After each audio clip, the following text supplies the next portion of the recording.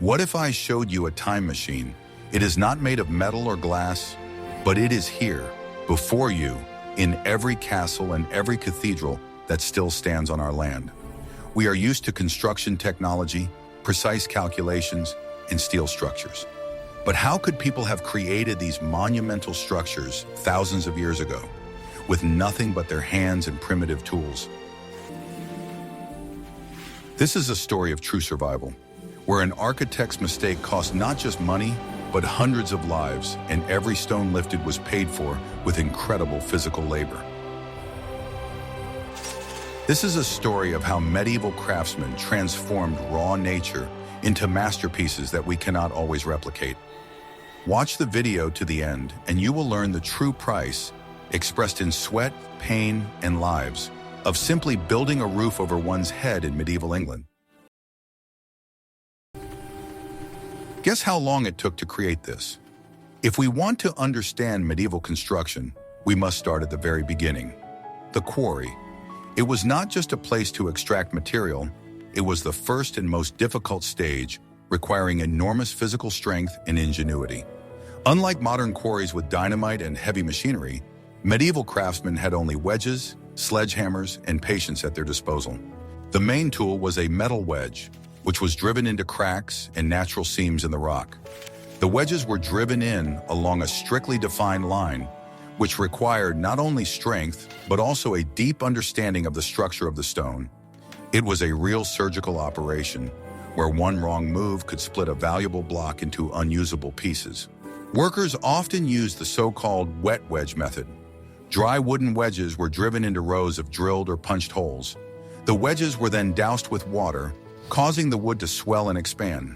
This expansion created enormous internal pressure, which slowly but surely split the stone block. After being separated from the massif, the huge blocks had to be lifted and moved. This was done manually, using primitive levers, thick wooden logs. The workers wrapped ropes around the block, attached the levers, and simultaneously pressed down with all their weight, slowly moving the multi-ton stone. It was extremely hard, exhausting work that required the participation of dozens of people. To transport the blocks to the construction site, they were first loaded onto sledges, wooden platforms without wheels. These platforms were dragged along the ground, often pre-lubricated with grease to reduce friction. Only then were the stones transferred to carts for further delivery. The quality of the quarried stone was critically important. Soft rocks, such as limestone, were easy to work with, but they did not withstand heavy loads well.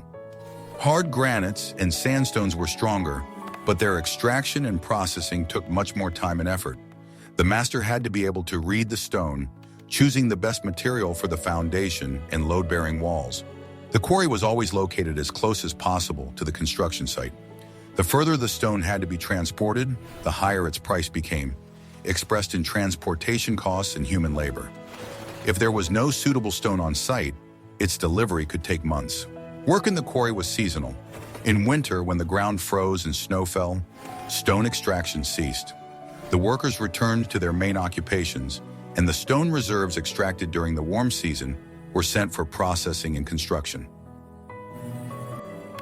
The organization of labor was strict. At the head was the quarry master, who was responsible for safety and the quality of the quarrying. He determined where and how to split the rock to minimize losses and obtain blocks of the desired size. The quarry itself was a dangerous place. Landslides, falling rocks, and heavy labor led to injuries that were often fatal in those days. Workers lived and labored in harsh conditions, and their survival depended on good health and skill. Now that we know how stone was quarried, can you imagine how proud they looked at each block, knowing how much effort it took to extract it? Share your thoughts in the comments below, and be sure to subscribe to the channel so you don't miss the next video, in which we reveal the hidden secrets of medieval craftsmen. Want to know a secret that will change your life? Today we simply buy cement in bags, but in the Middle Ages, there were no cement factories. The main binding material was lime mortar, which required a long and laborious production process. People back then understood that without high-quality lime, it was impossible to build a sturdy wall or a high arch, so they treated this task almost as a sacred craft. The difficulties lay not only in the technology itself, but also in the transfer of knowledge, because mistakes could be costly and destroy the entire construction. Because of this, recipes and methods were carefully preserved and passed on only to trusted apprentices. It all started with the extraction of limestone, which was often found in the same quarries where building stone was mined. Limestone was the basis of the entire process, so the craftsmen paid great attention to its selection and tried to find rock without impurities of clay or sand. Workers spent a lot of time sorting stones by hand and discarding those that looked weaker or had cracks. The quality of the future lime, and therefore the reliability of the entire future structure, depended on the purity of the raw material. Sometimes the stone was delivered from far away if the local rocks were not of sufficient quality. The limestone was loaded into special furnaces called kilns or lime kilns. These structures were deep vertical stone shafts that could serve for many years. The stone and fuel were laid in layers so that the heating process was uniform and did not create voids inside. Firewood, peat, or coal was used for firing, and the choice of fuel could also affect the quality of the final product. Heating the kiln was not an easy task and required careful attention, as the slightest mistake could ruin the entire batch. The firing process could last from several days to a week, and sometimes longer if the kiln was large. The temperature inside had to be maintained at around 1,000 degrees, which was no easy task at the time. The craftsmen monitored the fire around the clock, adding fuel and assessing the heat by the color of the red-hot stones, as thermometers simply did not exist at that time. If the temperature dropped too low, the stone did not have time to transform completely, and if it was too high, it began to melt. Therefore, the whole process required patience and a great deal of experience. After firing, the limestone turned into quicklime, i.e., light but incredibly hard pieces. At this stage, it was particularly dangerous, as contact with water caused a violent chemical reaction.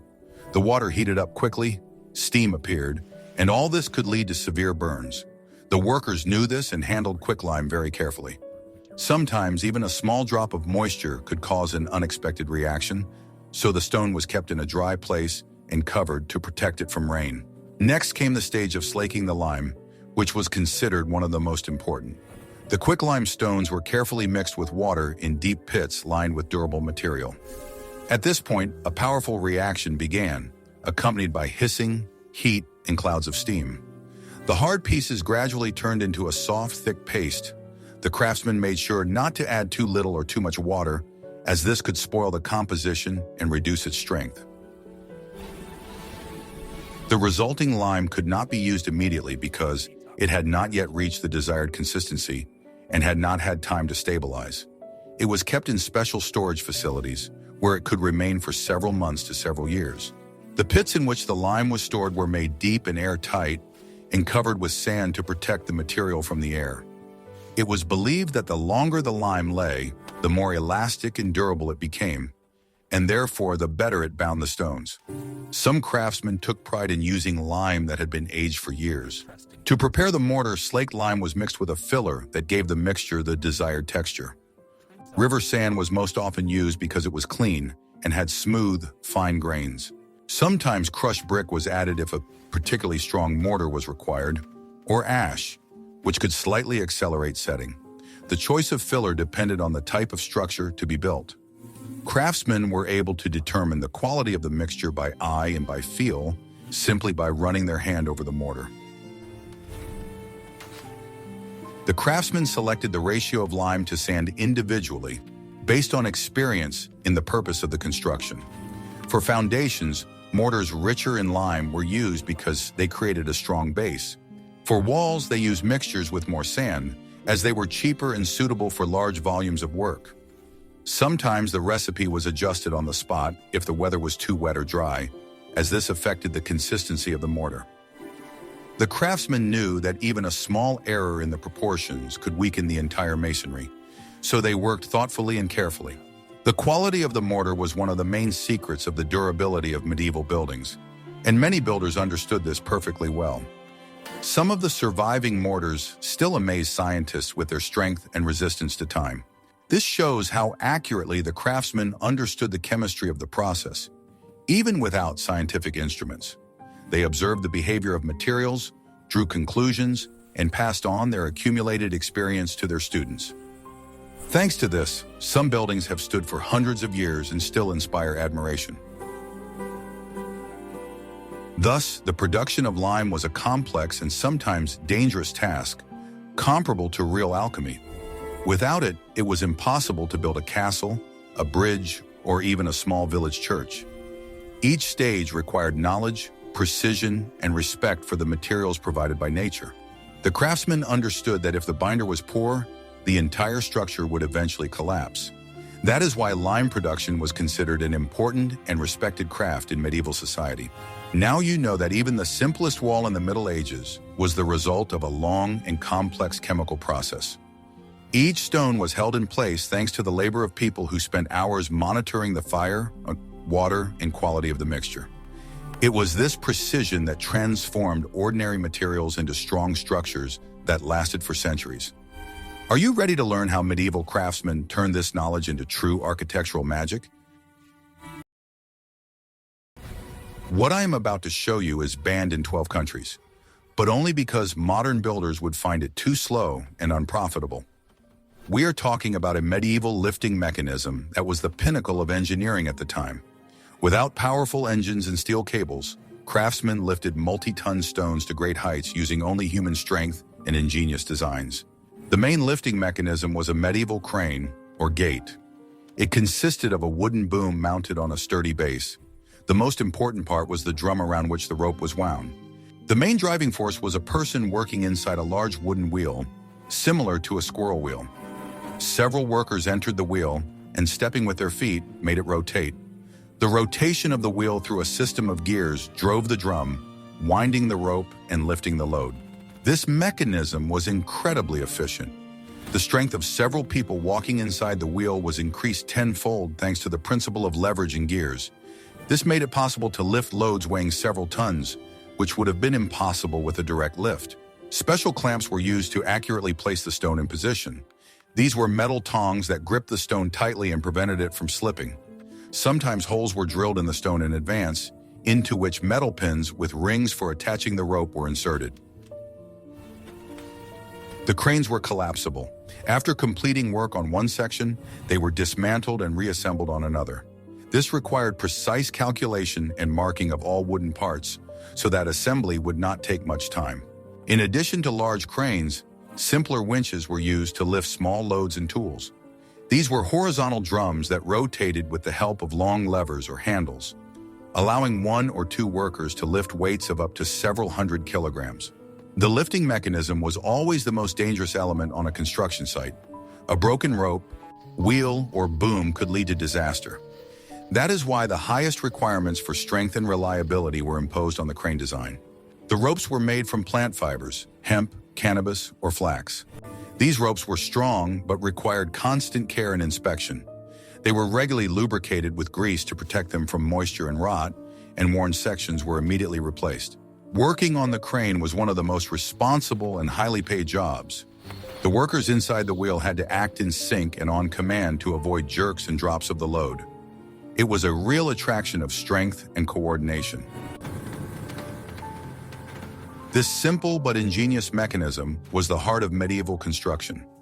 It proves that you don't need complex engines to achieve greatness, just a deep understanding of physics and mechanics. Like this, if you think this engineering idea deserves admiration, and don't forget to subscribe to the channel so you don't miss any new videos. What you are about to learn will change your perception of the warriors of the Wild West. But now we are not talking about warriors, but about medieval builders whose art is no less impressive. These craftsmen created structures that still amaze us with their height and strength, and they did so without the mechanisms and technology we are familiar with today. Their work combined experience, observation, and an understanding of the properties of the materials they use. That is why medieval buildings continue to stand for centuries, despite the harsh climate and the passage of time. How did they raise walls to a height of tens of meters? The answer lies in their ability to build complex wooden structures. Scaffolding, which was not just a support, but a temporary wooden frame for the entire building.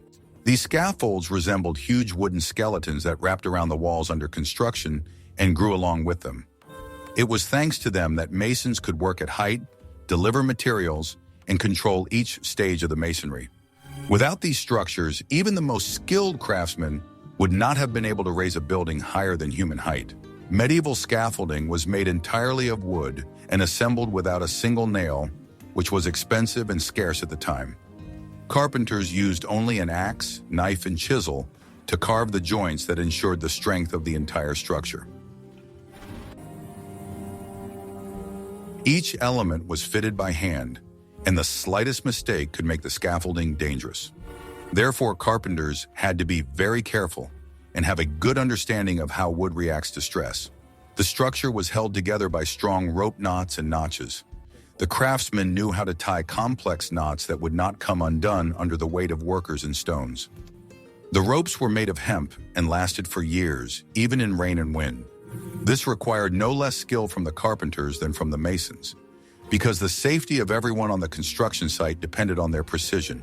The main element of the scaffolding was vertical posts, thick logs that were placed on the ground or on an already built foundation. These posts were selected with particular care because they bore the main load. They were usually made of oak or pine, which were distinguished by their strength and stability. Before installation, the bark was removed from the wood to prevent it from rotting and slipping. These posts formed the main frame that supported the entire weight of the workers, tools, and materials. As the wall grew, the posts were reinforced with additional supports that prevented the structure from swaying. Thanks to this, the scaffolding could withstand the weight of several people at once, as well as heavy stones that were lifted to the top. On large construction sites, there could be hundreds of such posts, each playing its own role. The posts were connected to each other by horizontal beams or crossbars. They created working platforms and ensured the rigidity of the entire structure. The crossbars were installed at different heights, depending on the level at which the masons were working. To prevent the beams from slipping and shifting, special notches were made in them, which fit tightly into the posts. The crossbars were attached to the posts with strong ropes woven from hemp. These fastenings could withstand enormous loads while remaining flexible, which could not be achieved with the metal parts of the time. The ropes were impregnated with resin so that they would not get wet and remain strong even in rainy weather. This is what made the structure surprisingly reliable. A distinctive feature of medieval scaffolding was that it was attached to the wall of the building itself. During the masonry process, masons left special holes in the wall, rope nests. These nests were placed strictly level and in places where the scaffolding could provide maximum stability. This system saved wood and allowed scaffolding to be built much higher than if it were supported only by the ground. The ends of horizontal beams were inserted into these nests, which were brought outwards and served as a support for the next tier of scaffolding. Thanks to this, the scaffolding became part of the overall structure and could grow along with the wall. Workers climbed higher and higher, creating new platforms and continuing to lay bricks. This technology made it possible to build incredibly tall cathedrals and towers. When construction was completed, the beams inserted into the wall were removed and the holes in the masonry were filled with mortar. This took a long time, as it was necessary to make the surface of the wall smooth and inconspicuous. Bricklayers carefully selected mortar and stones to hide the traces of the scaffolding nests. Nevertheless, an experienced eye can still notice these places. However, if you look closely at old medieval buildings, these filled-in nests can still be seen as evidence of the construction process. They remind us that every great cathedral or castle was built thanks to wood, ropes, and the skill of the workers. These traces connect us to the people who climbed to great heights to embody their knowledge in stone. The scaffolding was built tier by tier as the wall grew. Each new tier was a separate, carefully designed platform. Carpenters made sure that each level was stable and could support the weight of the materials. Sometimes it was necessary to rebuild part of the scaffolding if the shape of the future wall changed or new architectural elements appeared. The transition from one tier to another was made via steep wooden ladders. These ladders were made of the same sturdy logs as the posts and were attached to the main beams. Workers climbed them, carrying tools and materials dozens of times a day. Despite this, the ladders rarely broke, So strong were they? Materials such as stone and mortar were lifted using cranes installed on the top tier. These cranes were wooden devices with a wheel that was driven by hand. A worker walking inside the wheel used his weight to lift the load, as if operating a giant mechanism. Workers unloaded the materials by hand, distributing them across the work platform. This required perfect coordination so as not to overload individual sections. The stones were laid out in order of use so that the masons could work without delay. Sometimes 2 or 3 workers had to carry heavy blocks together so as not to upset the balance of the scaffolding. Safety on the scaffolding was minimal. There were no safety belts or nets. Workers could only rely on their agility, caution, and the strength of the structure assembled by their comrades. Those who worked at great heights knew that any wrong move could cost them their lives. Falling from a height was one of the most common causes of accidents on construction sites. The masters tried to help each other and warned newcomers about the most dangerous areas. Despite all the risks, many workers were proud of their profession and considered height a natural part of their work. After all, it was thanks to their labor that majestic buildings were created. Thus, scaffolding was not just a temporary structure. It was a complex engineering system that allowed craftsmen to reach the heavens. Every log, every rope, and every notch in the wood was part of a grand scheme created by the minds and experience of people who lived long before us. Without these structures, it is impossible to imagine cathedrals, fortresses, or city walls. Their construction required precision and skill in working with wood, which made carpenters some of the most important people on medieval construction sites.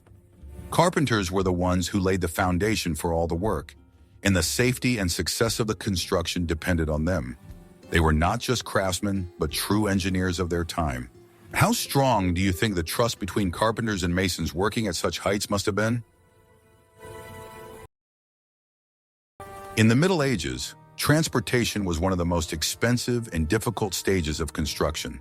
The lack of a developed road network and the need to move multi-ton loads over long distances required incredible effort and ingenuity. The cost of delivery could be several times higher than the cost of the stone itself. The main means of transportation were carts and wagons pulled by oxen or horses. Oxen were slower but had greater endurance and strength, making them ideal for transporting heavy stone blocks. Horses were used more often for lighter and more urgent loads. The roads used by the caravans were in terrible condition. Most of them were simple dirt tracks, which turned into impassable mud in bad weather. Transportation often came to a complete halt during this time of year. To reduce friction when moving particularly heavy stones, workers used a method of rolling them on logs. The block was placed on thick, round logs, which served as rollers. As the stone moved, the logs that were freed up were placed in front, ensuring constant movement. For the construction of large structures, such as cathedrals or castles, temporary roads were often laid. These were specially reinforced sections of road paved with stone or thick logs.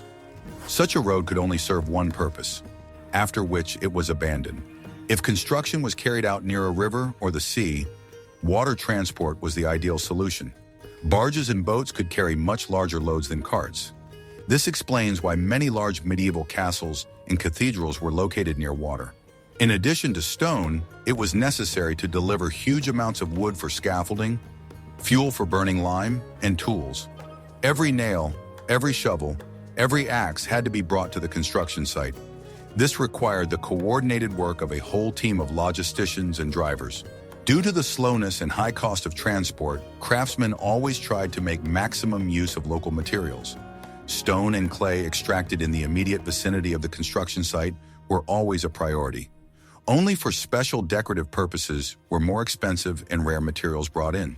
Transportation was fraught with constant risks. Broken axles, carts stuck in the mud, and sometimes attacks by robbers were all part of everyday reality. Craftsmen had to take these risks into account when planning construction schedules. Thus, logistics in the Middle Ages was no less complex and important a task than the masonry itself. The success of construction depended not only on the skill of the mason, but also on the endurance of the ox, the strength of the wheel, and the condition of the road. What if everything you've been taught is outdated? Modern stone processing is done by automated machines, but medieval craftsmen did not have such luxuries. Every block, every decorative element, every column All of this was created by hand, using primitive tools. Stonework was not just a craft, it was a true sculptural art, requiring the utmost precision and patience. The main tools of the stonemason were a hammer, a chisel, and a straight edge. Chisels came in different shapes, for rough cutting, for finishing, and for carving decorative details. The quality of the steel for these tools was critically important, as they had to withstand constant blows against hard stone. In the first stage, rough processing, heavy hammers and chisels were used to remove the roughest irregularities and give the stone its general shape. This process was called roughing and required great physical strength. This was followed by finishing. Here, lighter hammers and thin chisels were used. The master smoothed the surface, making it perfectly even, which was important for the blocks to fit tightly together in the wall. In ideal medieval masonry, the gap between the stones was minimal. A wooden rule, or ruler, was used to check the flatness and angle. A protractor or square helped to maintain precise right angles. These simple tools were the only guarantees of the accuracy of the entire structure. Bricklayers used personal marks, special symbols that they carved on each processed block. These marks served to record production and control quality. They were a kind of signature of the master. The creation of complex decorative elements, capitals, cornices, statues, required special skills that could only be acquired through many years of apprenticeship. Master sculptors worked from wooden models and drawings, creating true works of art. The stone was processed directly on the construction site. The masons worked on special tables that protected them from rain and wind. This allowed them to quickly cut the stones to their required size and shape. The work was extremely labor-intensive. Processing one large block could take a whole day. Therefore, each stone was used as efficiently as possible so as not to waste energy. The skill of medieval masons is still impressive today. Their ability to create complex geometric shapes, ribs, arches, vaults, without precise measuring instruments and computers is a mystery. They relied on intuition, experience, and simple marking methods. Their work was not only hard but also dangerous. Stone fragments, dust, and constant vibrations led to occupational diseases and eye injuries. Nevertheless, it was a highly valued and respected profession.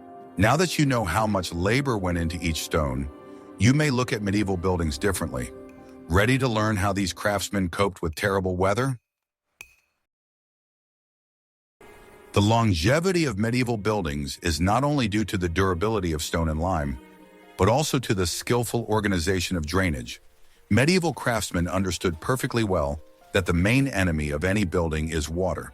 Seeping into the masonry, it destroyed the mortar, caused freezing, and ultimately led to collapse.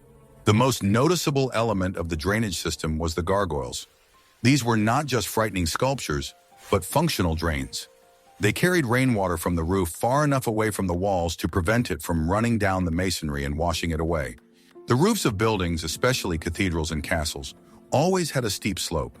This allowed water to run off quickly without lingering on the surface. Slate tiles, or lead, which was expensive but the most reliable, were used as roofing materials. A whole network of drainage channels was hidden underground. These channels collected water flowing from the foundations and the surrounding area. They were laid with a slight slope so that the water could flow away from the building by gravity. The foundations of buildings were always massive and deep. They were often built from the strongest stones, laid on a clay cushion. The clay did not allow water to pass through, protecting the foundation from capillary moisture rise. The builders made small slopes, or drip edges, on the walls. These horizontal projections prevented water from running straight down the wall. When a drop of water reached such a projection, it broke away from the wall and fell to the ground without reaching the lower tiers. Gutters on roofs were made of wood, and in wealthier buildings, they were made of lead. Lead was an ideal material because it was flexible, easy to solder, and did not rust. However, due to its cost, it was used only for the most important structures. Vertical air cavities were sometimes left inside the walls. They served for ventilation and prevented moisture from accumulating inside the masonry. This was especially important for walls in humid climates. The inner courtyards of castles and monasteries had a slight slope that directed rainwater to a central drain or well. This prevented puddles and excessive moisture from forming on the grounds. The drainage system was no less important than the structure of the building itself. It was its passive but constant protection. Craftsmen knew that even the most durable castle would collapse over time if care was not taken to drain water away. Brick, or fired clay, was an alternative to stone, especially in regions where stone was expensive or unavailable. It allowed buildings to be constructed where natural resources were limited, and therefore quickly became one of the most sought-after materials. Brick production was a separate and complex craft that required a great deal of knowledge and resources, and master brickmakers passed on their secrets only to trusted apprentices. Its popularity and durability depended directly on medieval ingenuity and the ability to work with clay, which was the basis of the entire process. The process began with clay extraction, and this stage was crucial because the quality of the future brick depended entirely on the raw material. The clay had to be highly plastic and free of impurities, otherwise the products would crack during drying or firing. Therefore, it was carefully cleaned and sorted by hand, removing stones, roots, and other debris that could spoil the structure. After cleaning, the clay was mixed with water to achieve the desired consistency, and sand was added to make the mass more stable during drying. The addition of sand reduced shrinkage and prevented the appearance of small cracks. When the clay became sufficiently homogeneous, it was placed in molds made of wood. These molds allowed the bricks to be made of the same shape and size, although there was no single standard at that time. In each region, craftsmen used their own traditional sizes and sometimes made bricks specifically for a particular building. The wet bricks were often marked with the craftsman's personal stamp or coat of arms, which helped to determine their origin and quality. This stamp was a kind of mark of responsibility for the work performed. After forming, the bricks were sent for long-term drying. Drying took place in the open air or under awnings, where the bricks were laid out in rows, leaving space between them for air circulation. Drying could take from several weeks to several months depending on the weather and humidity. The craftsmen carefully monitored the bricks to ensure that they dried evenly, because even slight deformation could lead to their destruction during firing. If it started to rain, the green bricks were covered so that they would not get wet and lose their shape. When the bricks were sufficiently dry, they were transferred to special kilns. These kilns resembled those used for lime, but had their own features that allowed the heat to be distributed evenly. The temperature inside was set at 900 to 1100 degrees Celsius, and this heat had to be maintained for several days in a row. This was hard work, as the fire had to be constantly monitored, otherwise the bricks could char or not burn properly. It was the firing process that transformed the fragile clay into a strong and durable material that could withstand loads and weather conditions. Depending on the firing temperature, the bricks acquired different colors and strengths. Darker, heavily fired bricks were dense and hard, so they were used for exterior walls and foundations. Lighter bricks, on the other hand, were softer and suitable for interior structures or decorative elements. The craftsmen knew how to control this complex process by placing the green bricks in different parts of the kiln, where the temperature could vary. This allowed them to obtain bricks of different qualities in one batch, which made production more efficient. Bricks were much lighter than stone, which made them easier to transport and sped up the construction process. Workers could carry several bricks at once, whereas heavy stone blocks required lifting mechanisms. This made it possible to build taller and thinner walls without overloading the foundation. Brickwork required less mortar because the bricks were regular in shape and fit more tightly together. This also sped up construction and made it more economical. In regions with developed brick architecture, such as northern Germany or Italy, craftsmen achieved a particularly high level of artistry. They created complex decorative elements from bricks, using shaped bricks, carefully laid arches, and geometric ornaments. Such buildings still impress today with their appearance, demonstrating how precise and thoughtful the work of medieval craftsmen could be.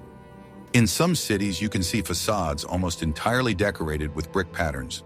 Brick was important not only for exterior walls, but also for interior decoration. It was used to build stoves that had to withstand high temperatures and not crack. Brick was ideal for chimneys because it did not let smoke through and retained heat. It was also used for flooring, especially in rooms where fire resistance was required. Thanks to its properties, it was suitable for almost any part of a building. Thus, medieval brick production was a complex, multi-stage process that required patience and a deep understanding of the properties of clay.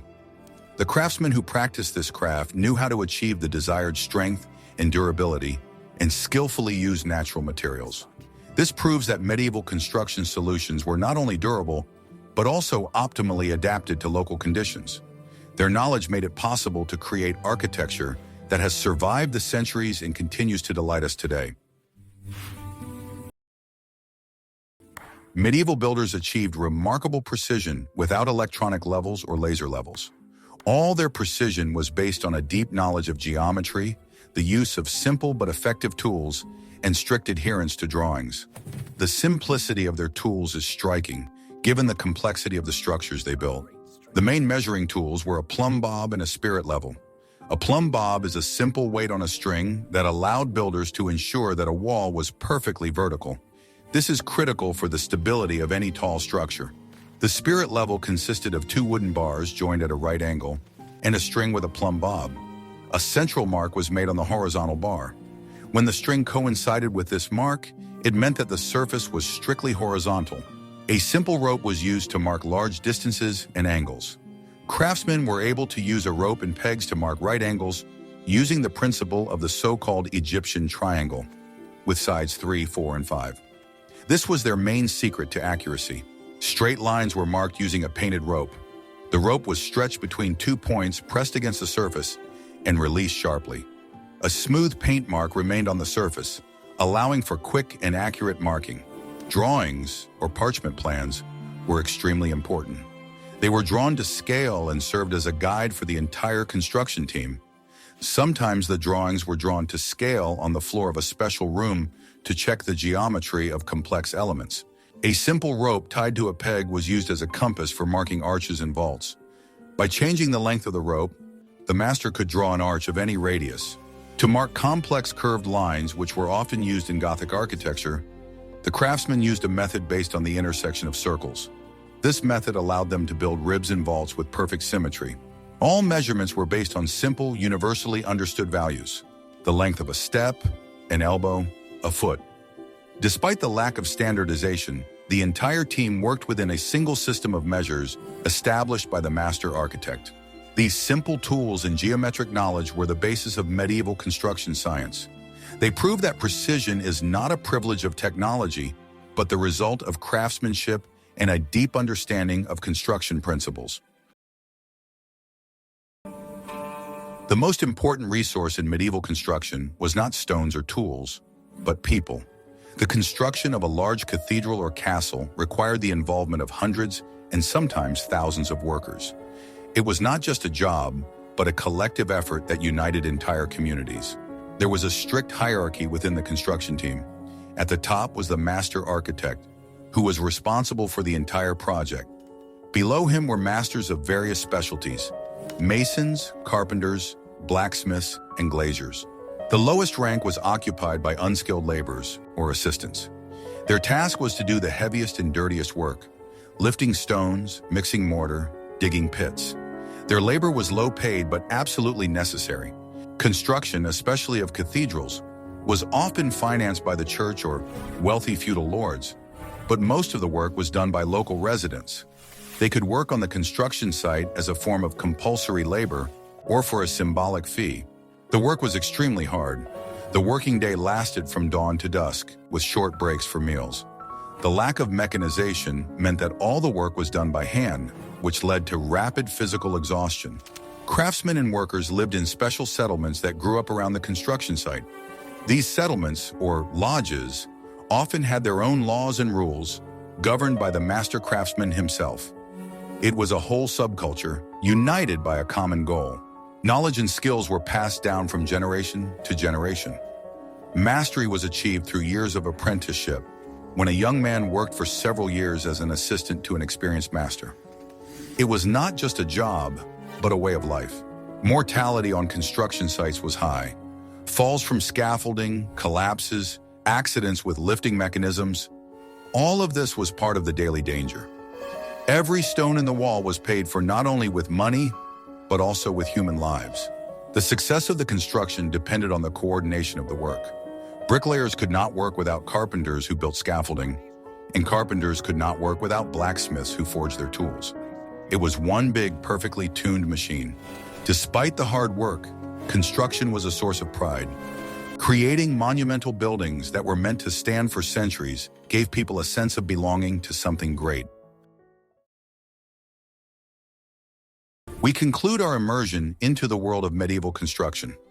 These people did not have modern technology, but they possessed something much more valuable: a deep knowledge of materials, an intuitive understanding of physics and mechanics, and an incredible will to work. They turned their limitations into strength and simplicity into genius. The story of how castles, cathedrals, and bridges were built is not just a story about architecture. It is a story about survival and the triumph of the human spirit. They proved that you don't need a steel frame to create something eternal. Stone, lime, and skill are enough. Which medieval construction solution did you find most ingenious? Was it the wet wedge method or the invention of the wheel crane?